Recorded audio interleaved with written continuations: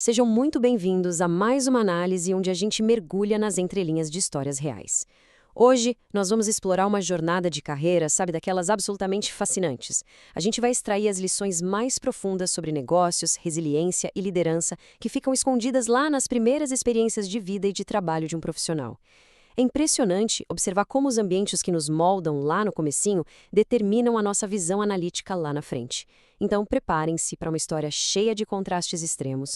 Bom, vamos direto ao ponto com uma constatação fortíssima do nosso material de origem. A ideia de que o primeiro trabalho na adolescência funciona literalmente como a maior linha divisória na vida de uma pessoa. Porque antes desse momento, a nossa compreensão de como a sociedade funciona é puramente teórica, né? Quase uma ilusão. Mas ao cruzar essa linha, nossa, as regras do jogo mudam completamente. E existe uma transição súbita, quase agressiva mesmo. De um lado, aquela condição super confortável de ser só um mero espectador do mundo, do outro, a realidade nua e crua de ser atirado direto para dentro das engrenagens da máquina que faz o mundo girar. No caso do nosso estudo de hoje, essa oportunidade não foi só um empreguinho comum, foi uma verdadeira catapulta para um cenário que parecia ter saído de um roteiro de cinema. Redefiniu, na hora, a compreensão sobre trabalho duro e principalmente sobre escala. O que nos leva à parte 1. O choque de realidade.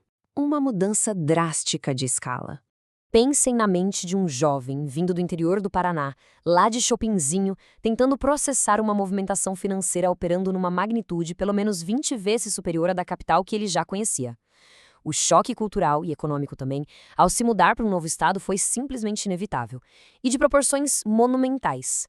O trabalho nesse novo cenário era na construção civil. Mas, olha, esqueçam qualquer ideia de casinha comum.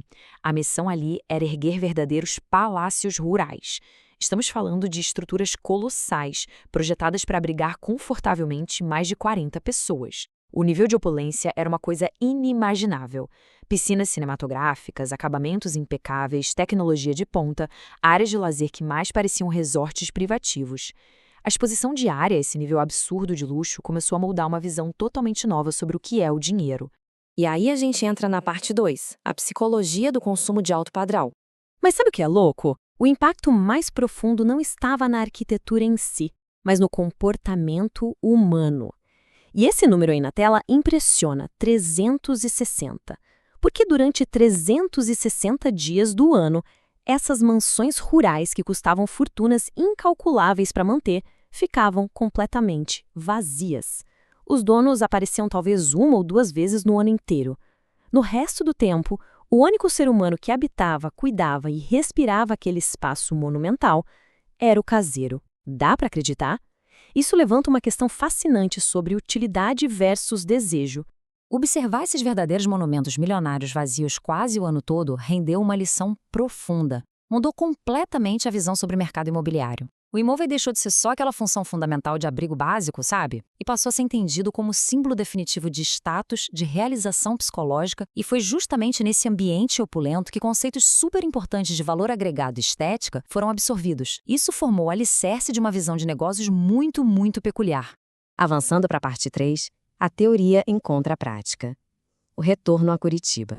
Esse retorno marcou o início de uma fase de esforço extremo, um foco inabalável. Para sustentar a vida e os objetivos, o caminho exigiu disciplina militar, literalmente, encarando escalas rigorosas e super cansativas na área de segurança privada. O pouco tempo livre que sobrava, e as madrugadas, claro, eram dedicados aos estudos noturnos para finalmente concluir o ensino médio. E todo esse sacrifício culminou num passo essencial: o ingresso na Faculdade de Administração, que é onde a teoria finalmente ia bater de frente com a prática.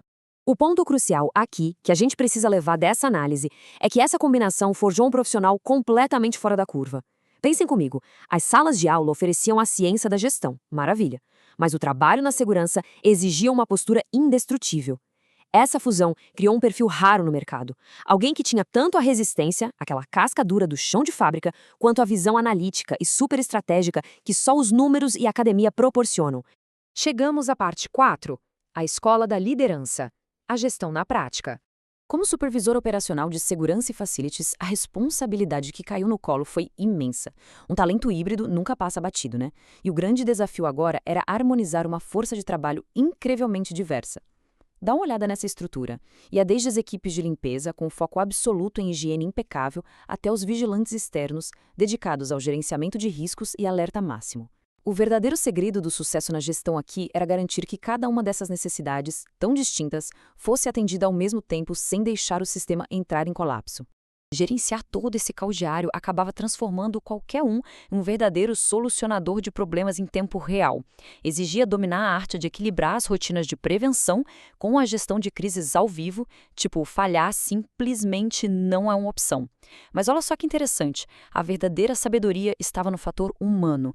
Era sobre aprender a ouvir genuinamente, saber dar ordens com extremo respeito, cobrar as metas com rigor e, acima de tudo, entender intimamente as dores e as motivações de cada trabalhador ali, da linha de frente.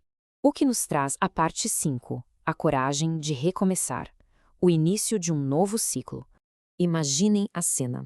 Olhando para o próprio crachá de supervisor de segurança e do lado, os livros da faculdade de administração. Foi aí que uma constatação dramática deu aquele estalo na mente. Ficar ali naquela zona de conforto significava ser rotulado e especializado numa única área para sempre, abandonando totalmente a chance de atuar com os processos mais puros de gestão executiva que estavam sendo estudados na academia. A armadilha do sucesso prematuro estava armada, prontinha para pegar. Mas, para dar 2 passos gigantescos para frente no longo prazo, sabe o que era preciso? Uma humildade profunda para dar um passo atrás. E isso significou pedir demissão, entregar o uniforme, aceitar ganhar bem menos e ingressar num estágio.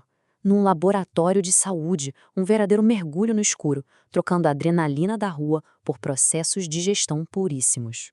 Só que a realidade desse novo ambiente de laboratório gerou um choque terrível. Era um mundo totalmente asséptico, ultrametódico, super engessado por um monte de normas científicas.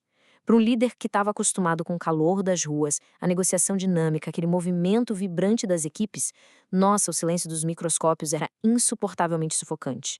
A transição, como era de se esperar, falhou rapidinho. Aquele talento simplesmente precisava de um cenário onde a gestão exigisse transformação em movimento vivo. Mas, felizmente, o mercado quase nunca deixa um gestor inquieto desempregado por muito tempo, não é verdade? Essa transição frustrada, no fim das contas, preparou o terreno perfeito para o próximo grande salto, a entrada monumental na indústria de metalurgia e aço inox. O que nos deixa com uma reflexão final que não quer calar. De que maneira o calor e o barulho brutal de uma indústria metalúrgica vão, enfim, forjar o destino definitivo deste líder? Fica a reflexão, e a gente continua essa jornada incrível num próximo encontro.